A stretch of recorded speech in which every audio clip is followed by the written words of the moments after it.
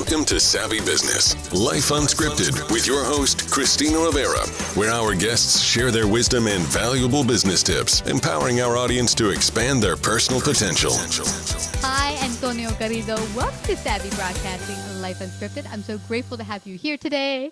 As I said just prior to hitting the go button, most of our business owners are business owners. And as a business owner, you often have to be a leader.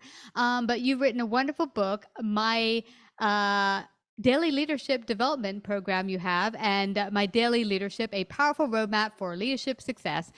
Because often you might be pushed into the realms of leadership, but not have all the tools necessary to be a good leader. And you feel that everyone has the capacity to be a good leader. What kind of brought you to that and to writing your book? Well, good question. First of all, hello, Christina. Thank you ever so much for the invitation today. Yeah, I think I was incredibly fortunate. Honestly, I promise all of your listeners, more luck than by judgment. But when I first came out of university, it's one of those answers which I find riveting because it's about me, but I'm hoping your leaders will also find interesting. Your leaders and listeners and followers. So when I first came out of university, I was an architect, and I thought that was my life. I was just going to be an architect forever. But I'm not entirely sure why that was the case, but that's basically what I did. Then I had a couple of jobs, and one of the leaders that I worked for, who was just phenomenal, said, "I want you to go back to university, learn some more stuff, and run one of our divisions." So I did that, and he said, all leaders are learners, and you have to go and learn how to do that. So go off to university and take some qualifications in leadership. So I did that. Mm-hmm. And of course, as most of your audience will probably recognize, that was a fairly dry subject, and I don't want to say it was as dull as ditch water, but it wasn't far off. But interestingly, I learned most of my early leadership lessons from him. He was an incredibly inspirational individual. I talk in the book about one of our very early conversations. So throughout then my career kind of, again, by luck rather than judgment, grew to the extent that I eventually found myself running very, very large organizations, which kind of Fortune 50 type businesses, massive, with thousands of people and billions in revenue. So it started very, very small, but was fortunate enough to go very, very big. And along the way, met some tremendous leaders, but then, as you can imagine, Christina, met some fairly dicey ones at the same time. So anyway, back to the story, this individual asked me if I had ever worked for a dreadful leader. And I had, right? And I think if people that are listening or watching today's recording, I would encourage them to just take a second, get themselves a piece of paper and write down, what does a dreadful leader look like? And we can imagine. Yeah. So. Or have experienced. Right. And most people have. When you say to them, have you ever worked for a terrible boss? They go, have I ever? Sit down. Let me tell you a story, right? So you can imagine what that list looked like. It was, I guess, micromanaging and bullying and playing favorite and inconsistency and all the usual suspects of leadership dreadfulness. Anyway, so I wrote this huge list for him, and he kept saying, add a few more. I kept going. And I finished the list and said, okay, so that's what leadership dreadfulness looks like, I think, in my experience. He said, terrific. That's a really, really good list. He said, hey, would you do, this is the chairman of the group. He said, would you do me a tremendous favor? I said, yeah, what do you need? He said, well, whilst ever you're the managing director or CEO of this organization, will you promise me never to do any of those things? And I thought, well, isn't that a good way of thinking about leadership? All the things not to do as sort of an indication of all the things that therefore by default that we should do. So, and he said, listen, keep that list with you at all times. And if ever I pass you in the corridor, I may ask you for that list and we'll chat about it. So that was kind of my first practical leadership lesson, I think, which was you ought to be very intentional about the kind of leader that you're going to be. You ought to be very intentional about the kind of leader that you don't want to be. And I that lesson, which I didn't get in any of my university studies, by the way, that lesson I've applied lots and lots of times. I've employed countless people in leadership positions. And I've always said, hey, just grab a piece of paper for me and a pen, will you, and just write down what does a dreadful leader look like. And it's been ever so powerful. Well, the opposite of those lists is what leadership, tremendous leadership looks like. I've also coached and trained and mentored, again, countless leaders. And I've always asked them, do you want to be a poor leader? Do you want to be a good leader? Do you want to be an excellent leader? Do you want to be best in class? Do you want to be world? Where do you want to be on the sort of continuum of leadership from truly exceptional to dreadful, right? And most of them will say, well, I'd like to be at this end of the scale, right? I said, okay, terrific. So what does that mean then? So define what best in class looks like, define what excellence looks like, so that we know that we're kind of moving towards it. And whilst people, leaders, the good ones rather, intuitively want to be the best that they can be, they're not always entirely clear what that might look like. Yeah. I love where you're going here, Antonio. I'd love to break this down and peel the onion a bit, because I think a lot of the people I've worked with who have not been truly the best leaders, I think they wanted to be their best leader that they could be. But I think the problem being is, okay, you look at these things, you've had a bad leader, you're like, I don't want to do that. But we so often fall off and we do those things that are what you should not do as a leader. How do we recognize where we might not be excelling to exceptional leadership in ourselves? Because I think it's easier to look at others and say, oh, they're bad, they're doing this wrong, they're doing that wrong. Sure. But where do we notice our own failings? How do we? Well, actually, I mean, that is the crux of my third book. That is actually at the heart of the issue.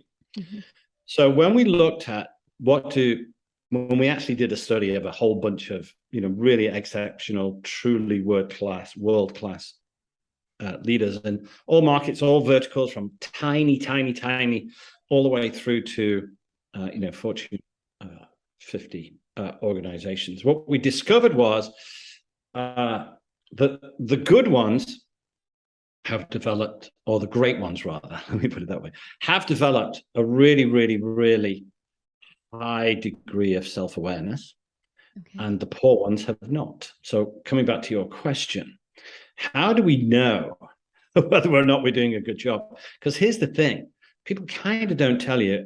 I think in my whole time as being a leader, and I've had some gaffes, right? We all have.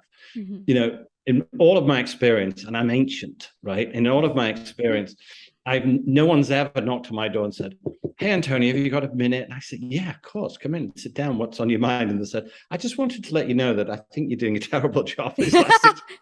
That's never happened, right? And I saw once George Bush Sr., I know he's no longer with us, but when he left the White House, it was no longer the president, a really interesting thing happened. He was in a pro-am golf tournament and he was just coming off the 18th green, and some local reporter kind of shoved a camera in front of his face and said, how was the golf, Mr. President? He was no longer the president, but you chaps called ex-president presidents, right? So how was the golf, Mr. President? And he thought for a second and he said, it's amazing how many games of golf he has lost since no longer being the president, right? Right. And I thought, that's such a great leadership lesson. So back to your point. Yeah. Self-awareness is absolutely key, because no one's going to tell you whether or not you're doing a terrible job. Now, you might think, well, stakeholder value, and you might look at share price, and you might look at lots of KPIs and kind of figure out that therefore you're doing a great job. But the fact of the matter is, all of the best leaders, and in fact, all of the best managers too, have a highly developed sense of self-awareness. So self-awareness, it seemed, was critical in terms of, a good predictor of leadership success. Because what I encourage people to do, leaders in the book, we talk about this an awful lot, is at the end of every day, the principle, one of the main principles is that wisdom does not come from as a consequence of time served. Wisdom comes from evaluated experience. And evaluated experience means we have to kind of stop, take a second, look back and evaluate, the day, if you like. And that helps develop self-awareness. So in other words, at the end of every day, if you can kind of give yourself a leadership report card and say, how did I do today? Was I a star today? In all places, everywhere and always, the answer is no. So in this place I was a star, in this place I was an A minus, in this place I was a B plus. And that's terrific, because then you start, in the book we talk about, okay, well, if you're not perfect and glorious and delicious in every single instance, where could you have done better, right? And that evaluated experience, that when I told Frank this, perhaps it would have been better had I told Frank that. Now, what happens then is we start to grow our self-awareness that allows us to be a better leader. The next important thing, though, however, Christina, I know I'm talking a million miles an hour. I'm hoping you're following.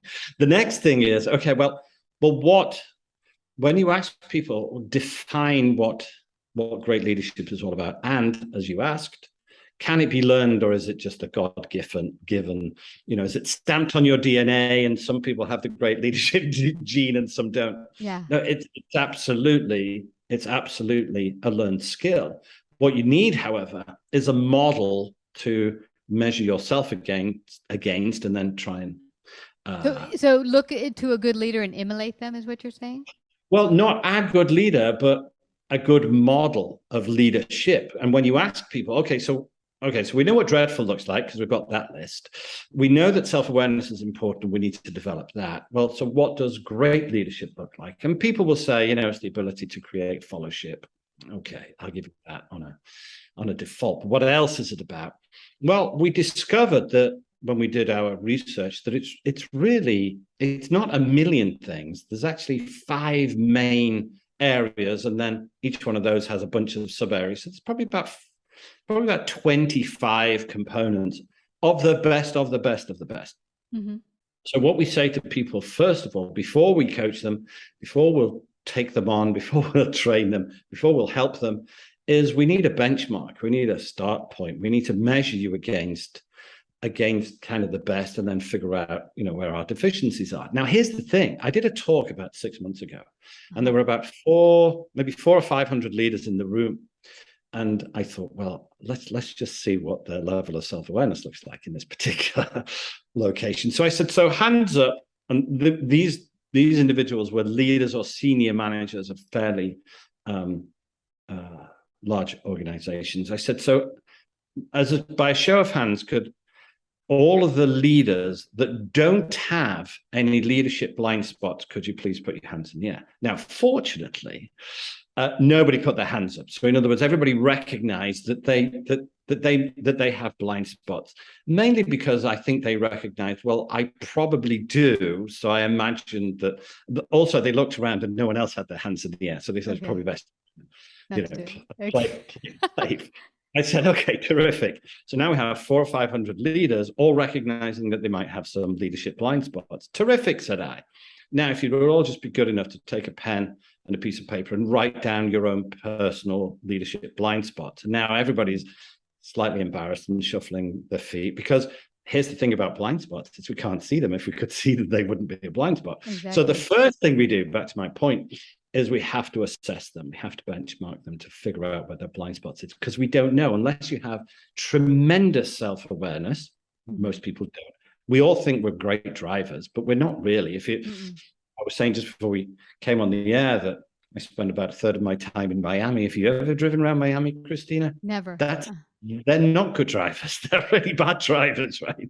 So we all think we're good. We all think we're fairly decent at leadership. So basically, we say part of what we talk about is, look, we need a model of tremendous leadership, which is about people development and company development and self-development and strategy development and leadership development. And we need to be very intentional, very mindful, because what we find is that people, they kind of get into a groove and they think that they're a great leader because they've been leading for 15 years. But the reality is that they've been leading, or entrepreneurs, they started a business 10 years ago. Yeah. And they think, well, the business isn't doing so terribly. We're doing okay. So I must be okay. But then Marshall Goldsmith, and I don't know if you've yet interviewed him, but you really must. So he says that, what he wrote, the book about what got you here won't necessarily get you there, right? And the thing about leaders is when we interview them and they say they've been a leader for 10 years, what they've really did is they learned for 2 years and then they rinse and repeat for the next 5 cycles. And they haven't continued to grow. And the original leader that I taught about a million years ago, when we first started talking, basically said, the only advantage you have today over yesterday, unless you've amassed some enormous wealth in the last 24 hours, the only advantage we have today over yesterday is what we've learned. There's no other advantage to the day. So really, really, really concentrate on what you're learning, where are your shortfalls, improve your self-awareness, improve your emotional intelligence, benchmark against the best, and then fill in the gaps. And really, that's, I guess, if I had to summarize, that's what the book is about, on the principle that not only what got you here won't get you there, but also with the principle that your job as a leader is to improve yourself, your people, and by default, your business, right? Because you can't do everything yourself, right? Exactly. So that's what we talk about a lot. That's why we say, you don't have to take our benchmark, our assessment. We think it's the best on the market because we had it designed specifically against our model. But, don't just think leadership greatness comes as a consequence of time served, nor from God, because neither of those two things are true. Did that answer your question, Christina? I can't. No, you absolutely did. And my greatest takeaway from everything you brought forth is really that it's an ongoing process of learning. No matter where you are as a leader, there's always room for more exceptionalism in that you can always be better than you were. And as your business grows, you can't operate it as you did yesterday. So it takes room for you as an individual for improvement. And and we could go on a lot further, but we are running out of time and I don't want us to get cut off without everyone finding out how they can get their very own copy of My Daily Leadership and find out more about you and have you maybe come speak. How can they do that? Yes, well, that would be splendid. So it's available in all of the usual print and electronic and audio formats. Actually, I did the audio for this last book because 2 actors did it for my previous books and they were just too dreadful. So just jump on wherever you get your books from. So it's My Daily Leadership. So just Google that, you'll find us. And if you want to send me an email, and please do. Nothing gives me greater excitement than to field those. So it's Antonio@mydailyleadership.com or just info@mydailyleadership.com, and one of my pixies will get that information to me and then I'll help you out. But mydailyleadership.com, just Google that, you'll find us. And there's lots of free resources and leadership goodies on the site. So if nothing else, go along and just snaffle some of those. Absolutely. Well, I just have to thank you again, Antonio. It was a great pleasure meeting you, and you've given us all great food for thought because we can always be better than yesterday. I appreciate you. Thank you so much for coming to Savvy Broadcasting. Love it. Thank you ever so much for that. I've enjoyed it. Thank you so much, Christina. Me too. Like, subscribe, and share this episode. To listen to more savvy episodes and savvy biz tips, go to www.lifeunscriptedradio.com. To find out about our paid sponsorship opportunities or how to become a guest, email Christina at lifeunscriptedradio.com.